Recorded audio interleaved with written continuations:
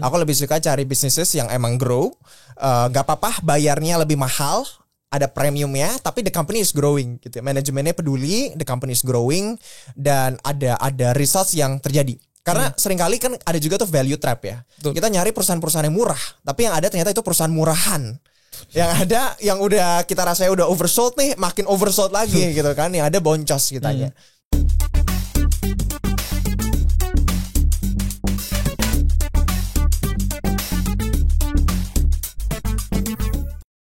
Hari ini kita kedatangan tamu spesial kita, yaitu adalah Ko Jason Nathanael nih. Nah, Ko Jason Nathanael boleh nggak sih kayak kita diceritain dulu backgroundnya Ko Jason ini seperti apa, dan juga sekarang nih kesibukannya Ko Jason ini ngapain aja sih sehari-harinya?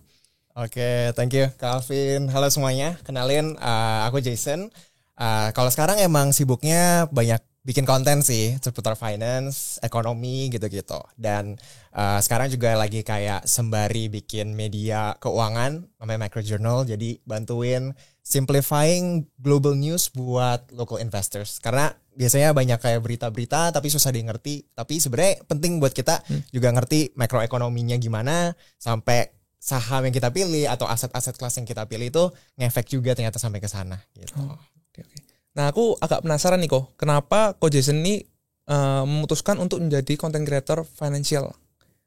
Oke, kalau aku sendiri sebenarnya pertama kali terjun dalam dunia konten itu udah lama. Karena dulu itu sebenarnya aku udah bikin konten tentang kayak bisnis gitu-gitu. Nah cuman sebenarnya waktu itu kenapa akhirnya aku decide untuk bikin konten, karena jujur aku tuh orangnya lumayan nerd, lumayan geek. Jadi emang dari dulu tuh kayak suka nonton YouTube hal-hal yang random atau kayak just knowledge yang kayak gitu-gitu. Dan ternyata banyak hal yang menarik yang buat aku, begitu aku ceritain ke temen tuh kayak, ini sebenarnya menarik banget kalau dikontenin, kenapa nggak bikin konten aja gitu. Dan aku tuh sebenarnya tipe orangnya lumayan introverted, jadi sebenarnya agak kayak males nunjukin muka di depan kamera gitu. Tapi ya akhirnya di-push sama temen, akhirnya coba bikin konten. Dan it starts with konten yang emang aku sendiri suka gitu. Dan dari dulu bikinnya tentang bisnis, terus lama-lama aku shifting ke investment karena aku sangat suka dengan dunia financial markets. Ini the biggest social experiment lah buat aku, kayak semua orang bisa punya opini yang berbeda dan bikin satu decision, dan buat aku tuh sesuatu yang sangat menarik untuk dikontenin, dan turns out you can make a lot of money or lose a lot of money juga di sana gitu kan. Gitu. Oke. Jadi sekarang Ko Jason nih fokus investasinya itu kemana nih kalau boleh tahu? Karena kan tadi udah ngomong investasi nih sekarang nih. Boleh. Kalau aku sendiri investasinya lumayan diversified sih. Sebenarnya sekarang nih lagi lumayan, sekarang kan lagi banyak ketidakpastian lah ya in the markets. Jadi kalau sekarang sebenarnya cukup lagi heavy di cash sebenarnya. Cuman kalau misalnya staying invested lebih banyak sih di US stocks. Ada kripto dikit gitu ya, sama saham Indo dikit. Adalah commodities kayak gold gitu, karena lagi kita riding on the trend aja sih gitu. Oke. Ngomong-ngomong nih soal US stock ya, tadi kan heavy-nya di US stock ya. Berarti kan ya kita tahu lah ya, US stock kan kemarin udah kena volatilitas tinggi banget ya, gara-gara ada yang namanya tarif Trump ya kemarin. Nah, kalau menurut Ko Jason sendiri nih, tarif Trump nih kira-kira ya Ko Jason, dampaknya itu akan panjang atau lebih jangka pendek gitu. Nah sebenarnya tarif Trump ini lumayan, di satu sisi lumayan kagetin tapi juga nggak kagetin, karena kan dulu pas term pertamanya Trump dia juga udah keluarin tarif-tarif kan. Cuman yang pas kemarin tuh Liberation Day yang tiba-tiba dia pukul rata semuanya, dikasih reciprocal tarif, itu yang sebenarnya cukup mengagetkan. Karena kita nggak expect si Trump ini bakal kasih tarif itu ke semua negara. Bahkan kita kan Indonesia juga kena ya. Dan bahkan kalau ada meme-nya tuh negara yang cuman isinya penguin aja tuh sampai kena gitu, kena tarif gitu. Jadi kenapa seorang Donald Trump atau Amerika tuh bisa masuk ke dalam satu siklus ini yang kita nggak pernah expect semuanya akan kena tarif gitu. Nah cuman kadang kalau aku coba untuk mikir kayak tarif ini kan sebenarnya unik ya, karena kadang orang kira yang bayar tarif itu adalah si negara yang ekspor. Misalnya kita kena tarif nih Indonesia, sekarang kan 32%, ada yang 47% juga kan for textile dan lain-lain. Cuman anggap kita kena 32%, sebenarnya yang bayar tarif itu ketika kita ekspor ke Amerika itu kan sebenarnya bukan si Indonesia, tapi nanti adalah si pabrik atau importer dari US yang mereka nanti import mereka kena pajak tambahan, mereka bayar ke government gitu.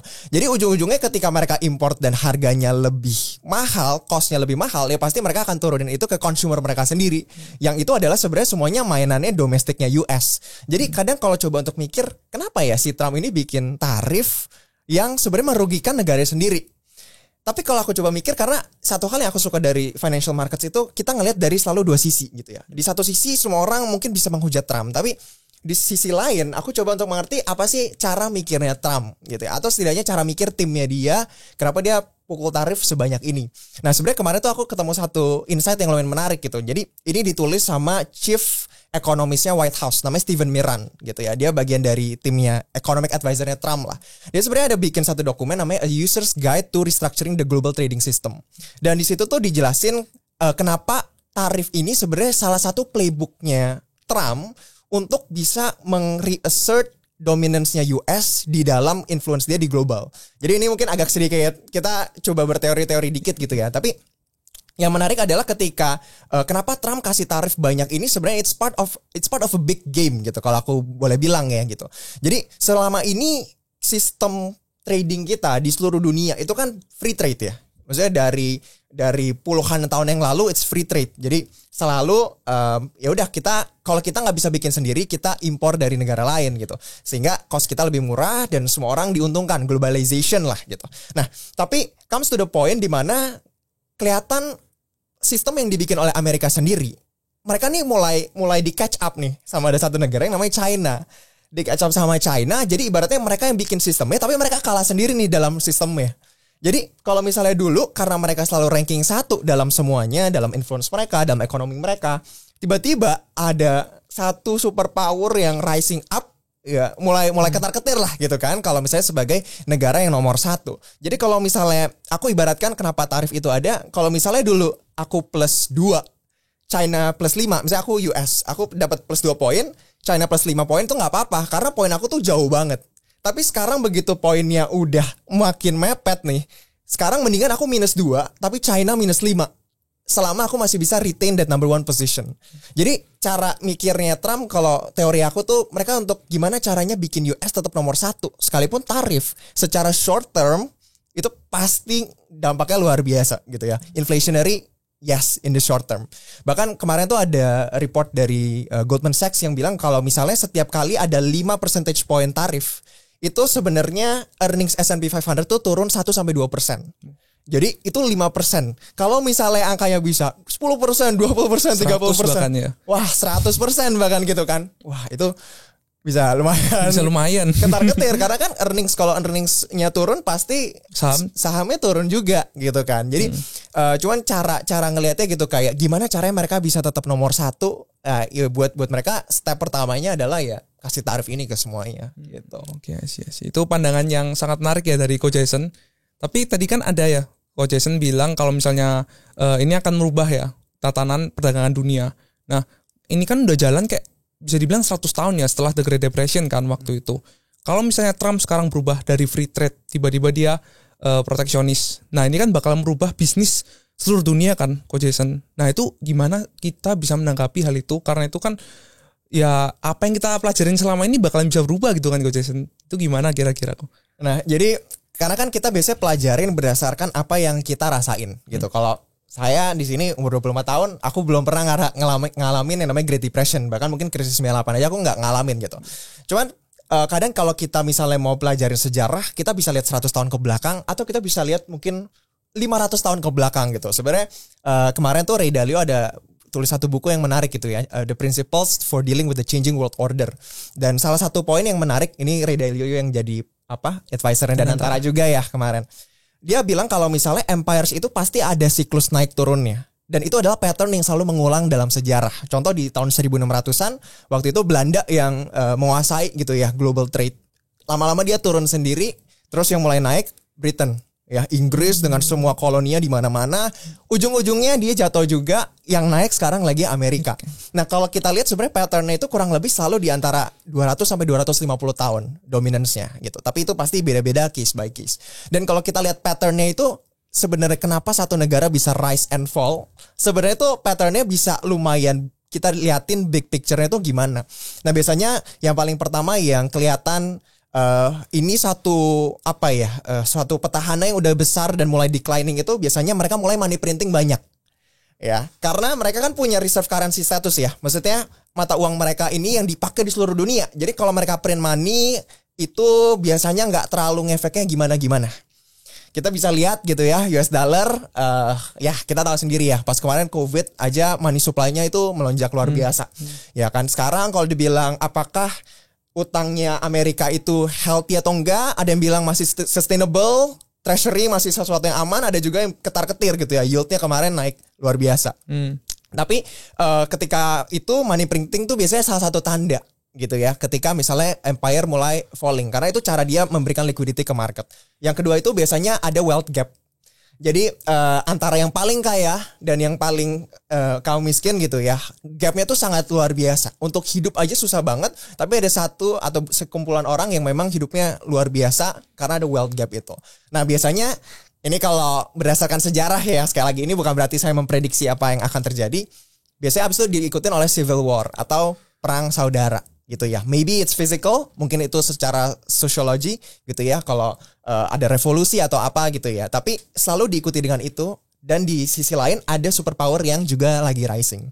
Dan ini sebenarnya pattern yang selalu mengulang begitu terus gitu ya, ngomongin tentang hal ini. Jadi kalau kita lihat sebenarnya ini sesuatu yang mungkin pelajaran kita selama sampai Great Depression nih, mungkin kita juga harus extend lagi ke lebih belakang gitu ya. Kita lihat sejarah dunia yang lebih luas.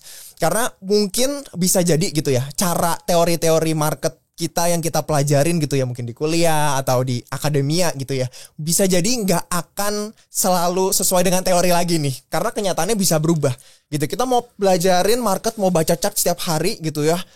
Kalau misalnya hari ini Trump ngomong apa, besok ngomong apa, sorry banget, itu udah di luar kendali gitu. Kayak Betul. It's outside of our control. Dan ya sayangnya kita hidup di dunia yang seperti ini sekarang. Pertanyaannya ya gimana cara respon kita gitu kan, dengan cara positioning kita dan cara kita mengerti sebenarnya big picture story-nya tuh gimana. Oke. Menarik ya dari Coach Jason. Tapi aku ingin balik lagi nih kok. Tadi kan kita udah ngomongin secara tarif, dan kalau misalnya tarif ini benar-benar tinggi, katanya kan Amerika bakal resesi ya. Nah itu kira-kira kok dampaknya ke Indonesia itu gimana sih kalau misalnya Amerika ini sampai resesi? Karena kita kalau Indonesia ini surplusnya itu kalau nggak salah nomor 1 dari US kalau nggak salah. Jadi kalau misalnya mereka resesi, pasti kan dunia juga ikut resesi. Nah kira-kira dampaknya ke kita sebagai orang Indonesia itu bakalan kayak gimana sih kok?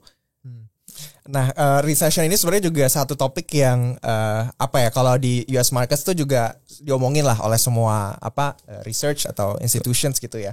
Karena ada yang bilang resesi, tapi ya namanya juga nggak ada yang tahu ya. Beberapa tahun lalu ada yang bilang dunia gelap, tapi ujung-ujungnya nggak resesi gitu. So we'll never know. Itu mungkin yang pertama ya. Tapi kalau misalnya pun gitu ya, banyak yang udah mempredik akan terjadi resesi di Amerika. Dampak ke Indonesianya gimana nih sekarang gitu. Emang kalau misalnya kita sebenarnya trading kita sama Amerika itu kan kita surplus. Dan sebenarnya ini tuh masuk akal. Jadi ini mungkin agak aku off topic dikit. Tapi kemarin kenapa si Trump kasih tarif yang angkanya bisa tinggi banget, ada yang dapat puluhan persen, ada yang dapatnya 10%. Sebenarnya yang Trump hitung kan sebenarnya itu cuman trade deficit dia kan. Jadi trade deficit Amerika sama si negara itu. Jadi supaya balance, ya udah tarifnya disesuaikan aja supaya trade itu jadi balance gitu. Nah, pertanyaannya sebenarnya kayak Amerika kan susah banget untuk bisa balance sama semua negara. Karena ya kita tahu lah, Amerika itu negara yang kaya gitu ya. Dan Amerika itu sayangnya emang bukan negara eksportir.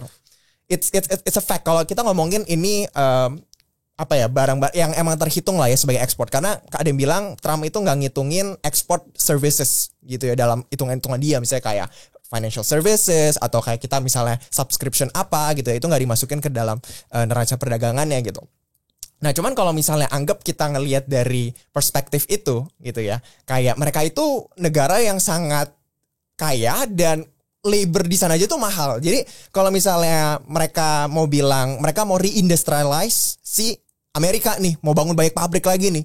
Karena sebenarnya setahu saya gitu ya, China itu punya manufacturing capability lebih besar daripada US, Jepang, Jerman, dan South Korea digabungin. Jadi satu dibanding peringkat lainnya semuanya digabungin kalah banget gitu ya sama China. Nah jadi satu hal yang kita harus sadar emang ya US itu negara import, bukan negara eksportir. Nah, kalau kita surplus, it's a good thing. Sebenarnya kan apa sih yang kita ekspor gitu ya? Mainly mungkin textile, garment gitu ya. Ada beberapa commodities lain juga yang kita ekspor ke US. Nah, kalau dibilang dampaknya apakah bakal Indonesia rasain? Could be a yes, could be a no. Karena kalau secara ekonomi mungkin menurut saya nggak akan terlalu gimana-gimana. Ekspor kita mainly itu ke China, itu sekitar 26%-an. Ke US tuh mungkin 9-10%. Dan yang top 2, 3, 4, top 3, 4, 5, 6 lainnya itu negara-negara Asia lah. Jadi sebenarnya secara nilai ekspor kita tuh nggak akan terlalu terefek sebenarnya dengan adanya tarif ini yang sebenarnya ke US itu nggak sesignifikan itu dibanding ke China. Tapi kan ini ripple efeknya kemana-mana kan. Jadi pastinya akan ngefek ke ekspor kita ke negara lain gitu. Nah kalau Indonesia sendiri kan kita kemarin udah coba nego tuh supaya ya mohon-mohon lah.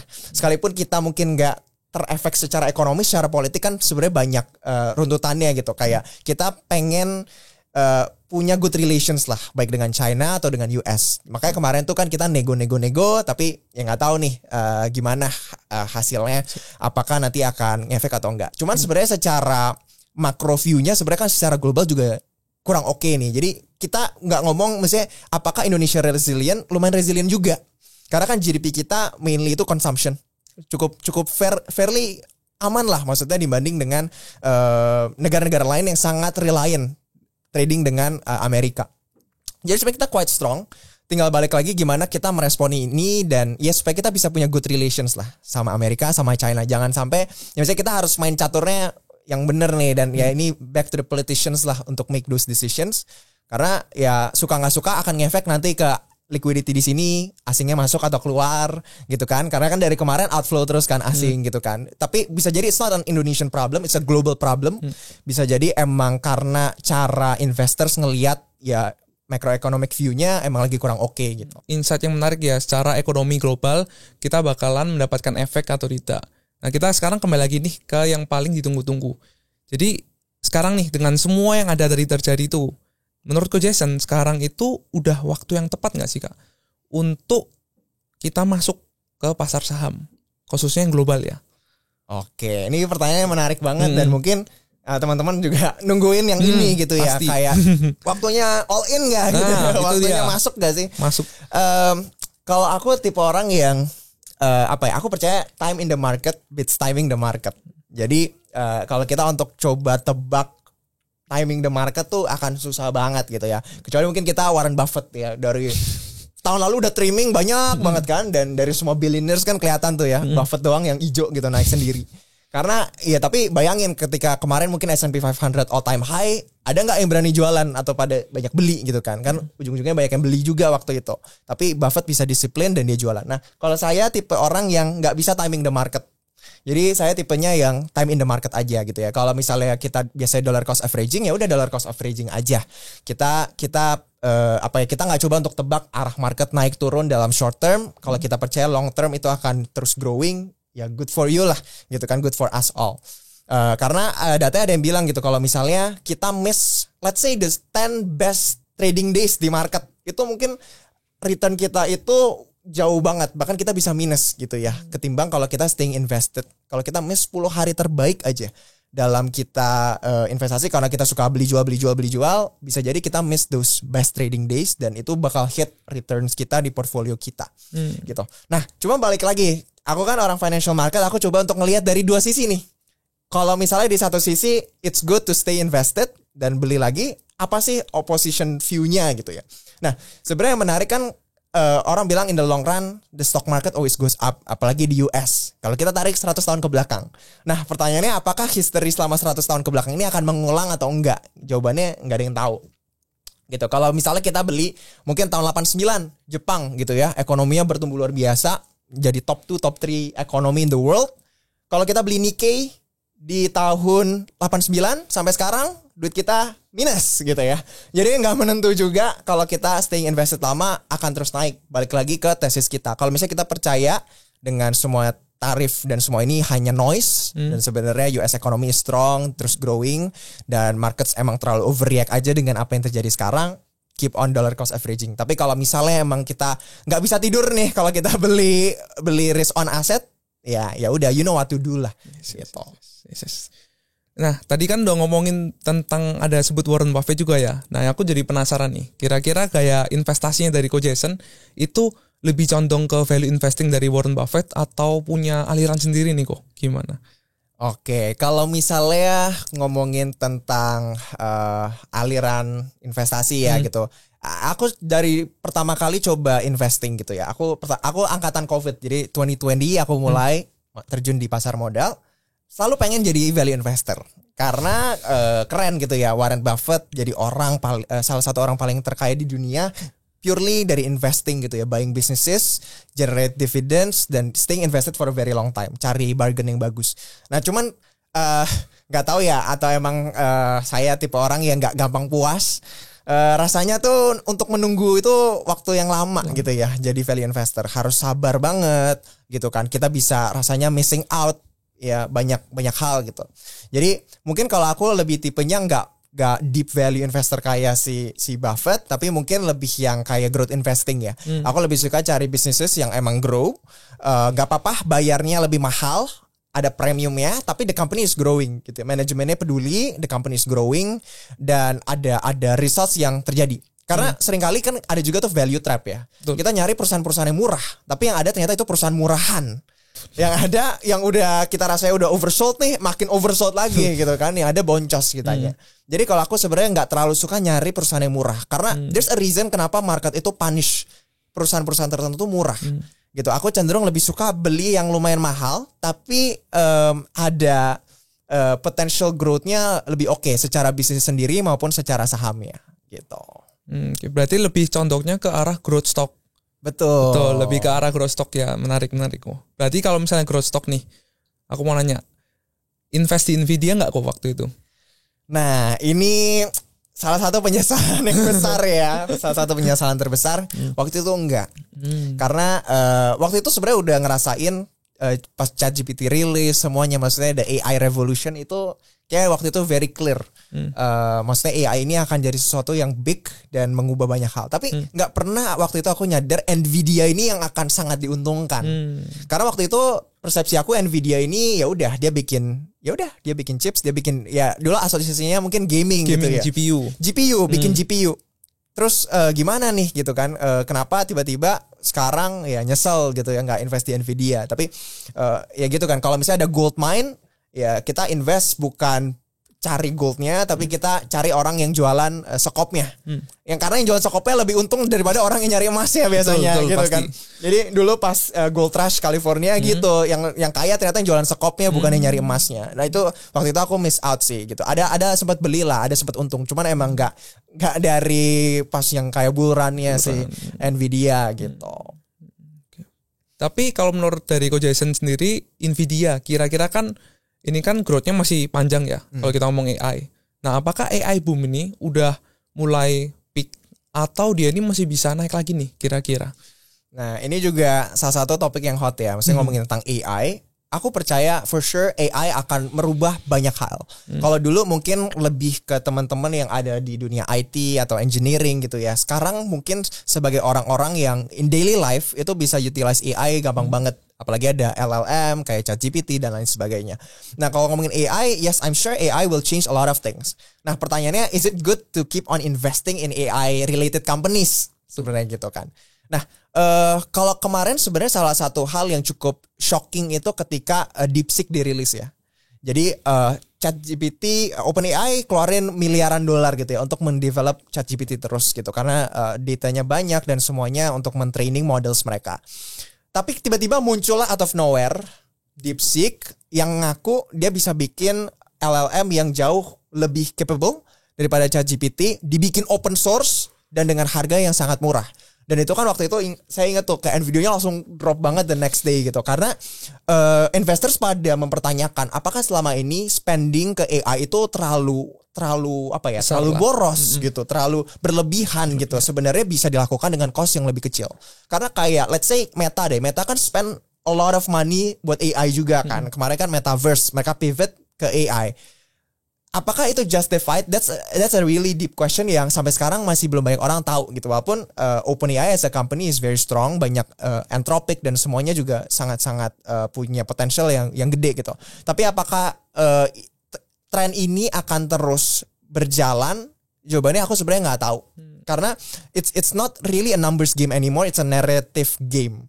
Menurut aku lebih kayak apakah orang masih believe in the story untuk terus bakar duit for AI, dan itu outputnya tuh benar-benar kerasa gitu. Secara apa yang di-spend sama apa yang didapetin tuh worth it gak sih? Atau selama ini tuh kita overspend dan ternyata ya semuanya demand buat GPUs juga akan menurun, dan semuanya itu kan akan ngefek ke apakah this AI boom itu akan terus berlanjut atau sebenarnya ya it's dying out.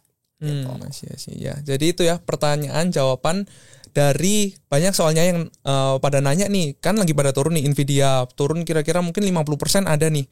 Nah itu kira-kira sekarang waktunya yang terbaik gak sih buat invest? Apa kedepannya masih akan jalan terus, ya masih akan beggar terus? Nah itu adalah jawaban dari Ko Jason tadi ya. Oke, kita lanjut lagi nih kok ke pertanyaan mungkin yang buat kita semua jadi penasaran juga nih. Ko Jason kan tadi bilang diversifikasi lumayan banyak nih. Ada US stock, ada tadi ada kripto juga, saham Indo. Nah, boleh tahu nggak sih kok kira-kira itu persentasenya itu berapa sih sekarang yang bagus untuk kita diversified, dan cash yang bagus juga itu kira-kira berapa kok? Oke, aku bukan CFA, bukan CTA, jadi ini NFA, not financial advice ya. Kalau aku sendiri sebenarnya lumayan lagi risk off sih, jujurnya sekarang gitu. Is it the right choice? Ya nggak ada yang tahu gitu. Tapi setidaknya aku bisa tidur dengan tenang, dengan nyenyak, knowing kalaupun misalnya besok naik gede, aku juga nggak ngerasa FOMO. I'm okay with that. Cuman aku ngelihatnya karena ini kan sebenarnya ketika kita berinvestasi kan balik lagi pertama ke risk profile kita ya. Jadi gimana dengan resiko profil kita? Apakah kita yang nyaman di aset-aset kelas yang very volatile, atau kita sebenarnya tipe yang turun dikit panik gitu ya, langsung jual gitu kan. So kalau aku sendiri emang lagi lumayan risk off, karena tesis investasi aku sekarang adalah aku nggak suka banget yang namanya ketidakpastian. Dan buat aku sosok Trump ini menciptakan begitu banyak ketidakpastian di market. Dan ini sesuatu yang bikin aku nggak bisa tidur dengan nyenyak. Makanya aku sebenarnya lagi lumayan risk off. Aku heavy lumayan banyak di cash sekarang. Cashnya juga campur USD, IDR gitu ya. Dan ya ada juga di gold gitu, karena memang ini lagi a good hedge lah untuk sekarang menurut aku. Tapi staying invested di beberapa US stocks, sebenarnya aku lebih senang di indeks sih sekarang. Karena di indeks itu kita bisa nggak terlalu merhatiin specifically perusahaannya. Jadi buat aku untuk individual stocks tuh nggak sebanyak indeks stocksnya gitu ya. Indeksnya juga simple aja gitu kan, kayak ya udah S&P 500 aja, nggak usah ribet-ribet gitu. Aku masih percaya resilience of the US economy juga. Jadi menurut aku ini akan relatively it's gonna take a long time, tapi nggak ada yang tahu. My prediction 1 tahun, tapi aku nggak tahu seberapa lama volatility ini akan berlanjut. Cuman it's not looking good menurut aku macroeconomic view-nya. Kalau di Indonesia sendiri sebenarnya kan Indonesian stocks ya lagi kurang inilah ya. Kurang menarik ya, turun semua gitu kan. Kemarin mungkin ada choppy lah ya, naik turun. Cuman kalau Indonesia kan sebenarnya risknya itu ada pertama currency risk ya, karena USD ke IDR-nya kita kalah jauh banget. Jadi misalnya kalau kita invest di gold atau di global stocks di US gitu kan, itu kan sebenarnya kita pakai di USD. Jadi kita currency risk-nya much better lah ketimbang kalau kita pegang IDR, knowing kalau misalnya kita ini bukan currency yang quite strong gitu. Dan kalau kemarin sebenarnya ada yang bilang good news-nya, dan antara katanya mau jadi liquidity provider nih buat di Indonesia. Jadi setidaknya kita tahu kalau misalnya saham-saham blue chip-nya ini nggak akan terjun ke jurang lah, ada yang nahan lah di bawah gitu kan. Kan I think that's a good optimistic view lah. Kalau misalnya ada teman-teman yang mungkin masih pegang dan mungkin udah panik kemarin gitu ya ngelihat udah mau cut loss nih. Udah mau cut loss gitu rasanya. Aduh, udah nggak kuat nih lihat double digits, mungkin udah puluhan persen gitu ya minusnya. Apalagi yang beli di pucuk kemarin gitu ya. Pasti ya kasihan lah gitu. Jadi kalau aku sih lebih gitu sih. Cuman jujur emang lebih heavy di cash. US stocks mainly index, tapi ada juga beberapa individual. Kalau misalnya Indo ya dikit lah yang ini aja, yang blue chips. Crypto just Bitcoin. Oke. Just Bitcoin. Maksimalis berarti ya. Maksimalis, tapi emang nggak percaya dengan yang lain lah. Altcoin. Dengan altcoins itu kurang menjual lah kalau buat saya gitu ya. Karena ada yang ditawarin kadang project ini masuk dulu sebelum segala macam. Tapi aku tipe yang Bitcoin it's sound lah. Lebih aku bisa ngerti. Ethereum ya kemarin udah hancur, Vitaliknya juga sibuk pacaran katanya. Jadi ya kalau crypto just Bitcoin sih. Oke. Nah itu tadi adalah pelajaran yang paling menarik ya dari Coach Jason, karena kita itu sebagai investor harus mikirin risknya dulu sebelum mikirin return, karena banyak orang yang mikirin returnnya banyak dulu nih, cepet kaya, tapi risknya nggak ada gitu kan, dia nggak mikirin risk sama sekali. Nah itu jadi pelajaran yang sangat menarik buat kita semua. Oke, mungkin Coach Jason ada beberapa closing statement bagi investor-investor yang mungkin sekarang lagi panik nih, ya kan? Invest di Indo kemarin turun, mereka pergi ke US, turun juga, semuanya turun nih gitu kan. Mungkin mereka sekarang banyak yang lagi posisinya floating loss. Gimana sih kita menanggapin hal tersebut, seperti apa? Oke, yang paling pertama kita jangan berinvestasi atau mungkin trading gitu ya pakai emosi. Itu number one gitu ya. Kalau misalnya kenapa sih pertama kali kita milih untuk beli satu aset, whatever that is gitu ya, mau US stocks, mau Indonesia, mau kripto, apapun itu. Ya balik lagi, kalau misalnya emang kita punya tujuan jangka panjang, dan selama kita punya tujuan jangka panjang dan kita gak buru-buru untuk mungkin kebutuhan kita sekarang gitu ya, dan stick to your plan gitu, jangan terbawa oleh emosi gitu, karena markets itu noise-nya luar biasa gitu ya. Media bisa hari ini bilang it's bull run, besoknya bisa wah ini resesi semuanya gitu, kayak things change a lot of times. Jadi kalau misalnya kita punya tujuan jangka panjang, stay invested. Tapi buat aku mungkin message-nya juga terus being skeptical. Sometimes it's good being an optimist, tapi coba untuk lihat opposing view-nya. Kalau misalnya tesis awal kita udah mulai kehancur nih oleh analisis yang kita udah bikin gitu, ya you know what to do gitu. Kalau misalnya mungkin you need to trim your size, atau mungkin ya udah gitu ya, mungkin agak di hold dulu, lihat dulu, mungkin nggak terlalu heavy risk on, all in, leverage gitu ya, jauhin dulu lah mungkin ya yang terlalu risky. Ya dan do that gitu. Tapi being skeptical and being optimistic at the same time gitu ya. Jadilah orang yang skeptis tapi juga optimis di waktu yang bersamaan. Jadi kita punya devil's advocate kita sendiri nih, kalau misalnya kita lagi mau invest banyak, atau misalnya ada gasnya gede tapi remnya juga ada gede. Itu adalah closing statement daripada Coach Jason. Itu insight yang sangat menarik. Thank you Coach Jason udah datang ke sini. Terima kasih juga udah mengedukasi juga investor-investor di Ajaib. Thank you.